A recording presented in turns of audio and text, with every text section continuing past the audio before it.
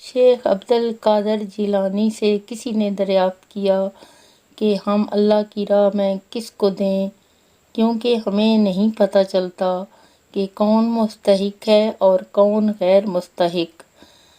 انہوں نے فرمایا، اے نادان، تو اللہ کی راہ میں مستحق کو بھی دے اور غیر مستحق کو بھی، تجھے اللہ تعالیٰ وہ بھی عطا کرے جس کا تو مستحق ہے اور جس کا مستحق بھی نہیں۔ دو آنکھوں کو آگ نہیں چھوئے گی، ایک وہ آنکھ جو اللہ کے خوف سے رو پڑی اور دوسری جس نے اللہ کے راستے میں پہرا دیتے ہوئے رات گزاری۔ معاف کرنا۔ مکہ والوں نے چاند کے 2 ٹکڑے دیکھے تو کہا کہ محمد صلی اللہ علیہ وآلہ وسلم نے چاند پر جادو کر دیا۔ پتھروں کو کلمہ پڑھتے دیکھا تو کہا ان پر جادو کر دیا۔ مکہ والوں نے جنگ بدر میں فرشتے دیکھے لیکن کلمہ نہیں پڑھا۔ جنگ خندق میں شکست کھائی لیکن ایمان نہیں لائے۔ مکہ میں آپ صلی اللہ علیہ وآلہ وسلم 10,000 لشکر کے ساتھ داخل ہوئے لیکن انہوں نے کلمہ نہیں پڑھا۔ لیکن جب آپ صلی اللہ علیہ وآلہ وسلم نے مکہ میں بیت اللہ کا دروازہ پکڑ کر کہا کہ جاؤ، میں نے تم سب کو معاف کر دیا، تو ان سب نے کلمہ پڑھ لیا اور ایمان لے آئے۔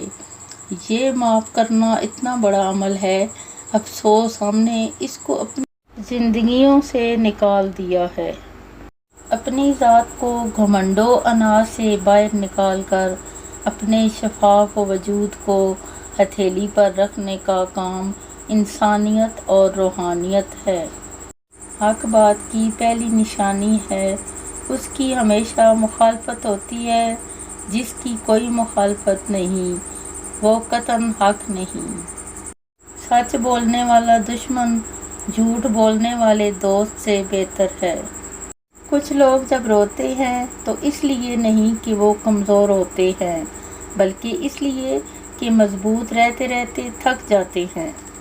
صورتیں کتنی بھی حسین ہوں، سیرتوں کی محتاج ہوتی ہیں۔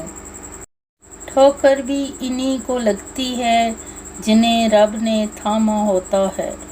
انسان کی پریشانی کی وجہ یہ ہے کہ انسان تقدیر سے بہت زیادہ اور وقت سے پہلے چاہتا ہے۔